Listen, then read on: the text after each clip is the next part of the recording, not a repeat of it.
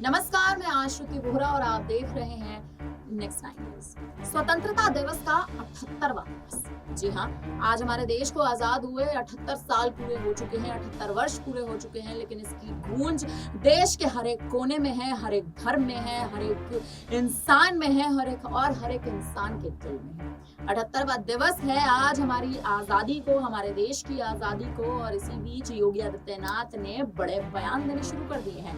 उत्तर प्रदेश के मुख्यमंत्री योगी आदित्यनाथ ने बांग्लादेश में हिंदुओं के साथ घट रही घटना पर अपना बड़ा बयान दिया। जिस हिसाब से हिंदुओं के साथ बांग्लादेश में दुष्कर्म हो रहा है, उनकी हत्याएं की जा रही हैं, हाहाकार बांग्लादेश में कहीं ना कहीं मचा हुआ है, और यही बांग्लादेश में हिंदुओं के साथ घट रही घटना का असर कहीं ना कहीं अब यूपी में और भारत में तो खास तौर पर देखने को मिल रहा है, और भारत में इसकी गूंज चारों ओर है। इसी पर उत्तर प्रदेश के मुख्यमंत्री योगी आदित्यनाथ अपना बड़ा बयान देते नजर आए। बांग्लादेशियों में बैठे उन तमाम विरोधियों को, विपरीत धर्म के विरोधियों को कड़ी चुनौती देते नजर आए, उन्हें साफ निर्देश देते नजर आए कि ये जो बांग्लादेश में हिंदुओं के साथ घटना हो रही है, इसका अंजाम अच्छा नहीं होगा।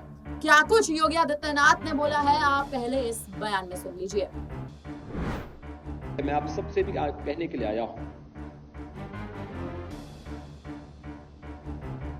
कि जो दृश्य 1947 में हुआ था, वही दृश्य तो आज बांग्लादेश के अंदर हम सबको देखने को मिल रहा है। 1.5 करोड़ हिंदू किस तरीके से बांग्लादेश के अंदर आज चिल्ला चिल्ला करके अपने आप को, अपनी अस्मिता को बचाने के लिए गुहार लगा रहे हैं, और दुनिया के मुंह सिले हुए कथित सेकुलरिस्ट भारत के अंदर भी इनके मुंह सिले हुए एक भी शब्द इनका नहीं निकल रहा है,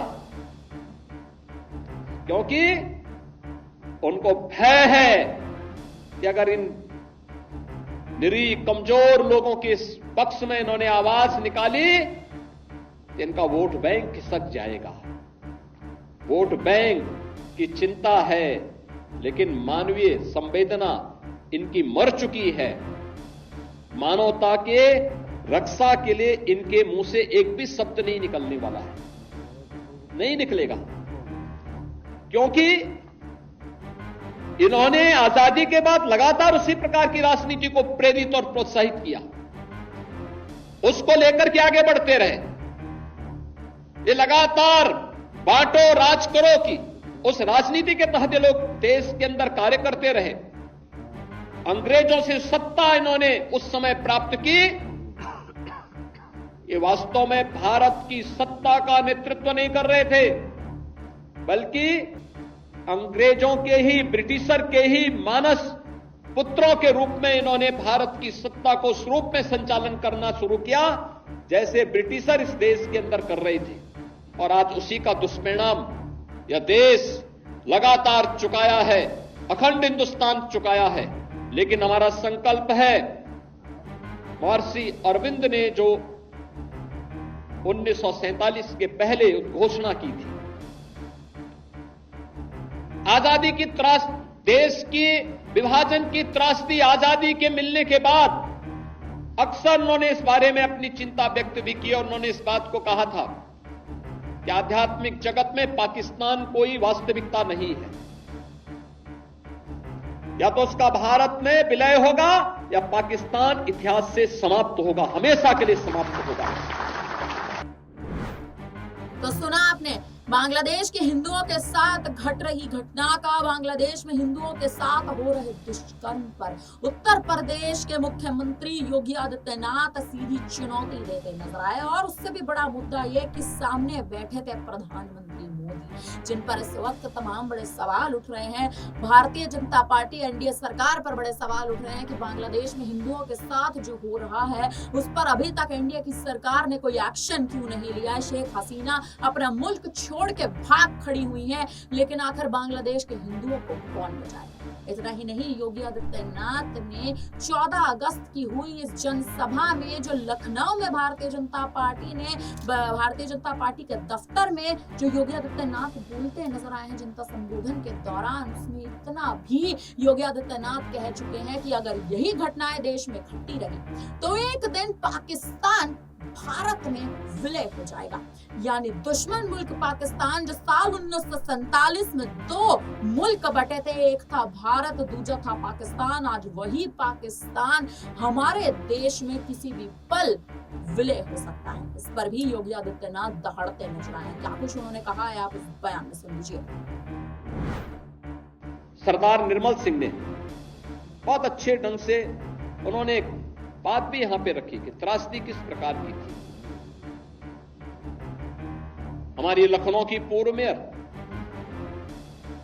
स्वयं उस त्रासदी का शिकार बनी थी, मात्र 1 वर्ष की, और 2 वर्ष के बाद उनके पिता उन्हें उस कैंप में मिल पाए जहां पर वे लोग, उनके परिवार के लोग त्रासदी के शिकार थे। किस प्रकार की स्थितियां थी, बैलगाड़ी से चल रहे हैं, उनको भी पता नहीं उनका ठिकाना कहां है, कहां लक्ष्य है, कोई पता नहीं। किस प्रकार के दृश्य थे, किस प्रकार की त्रासदियां थी। बरसात का समय, नदी नालों में पानी, भीषण गर्मी, उमस, और उस समय अपने परिवार के साथ अपने पुरखों की भूमि को छोड़ करके जाना। उन स्थितियों में अपने इष्ट देव को छोड़ करके जाना किस प्रकार का दृश्य रहा होगा, आज भी हम देख सकते हैं।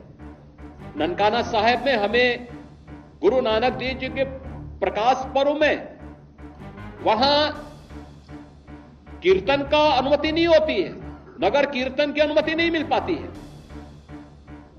कोई भी आयोजन वहां करने की स्वतंत्रता नहीं होती है।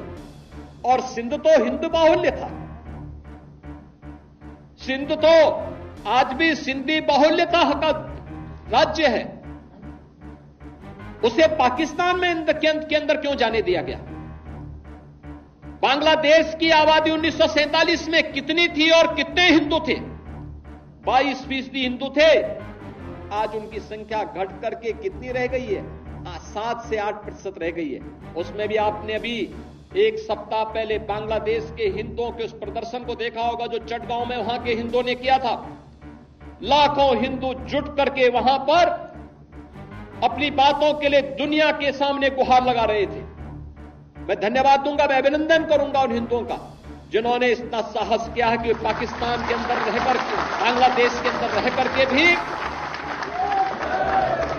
उन नरपिशाचों के सामने उन्होंने अपनी प्रवाह के बगैर अपनी वर्तमान और भावी पीढ़ी को बचाने के लिए सड़कों पर उतर करके दुनिया को उसका वास्तविक चेहरा दिखाया है।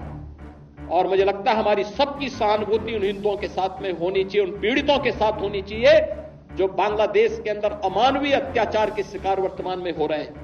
और मैं आप सबसे यही कहूंगा कि हमें इस मजहबी उन्माद से देश को भी और दुनिया को भी बचाने के लिए आह्वान करना होगा। और मुझे लगता है कि ये मजहबी उन्माद एकता के माध्यम से ही परास्त होगा।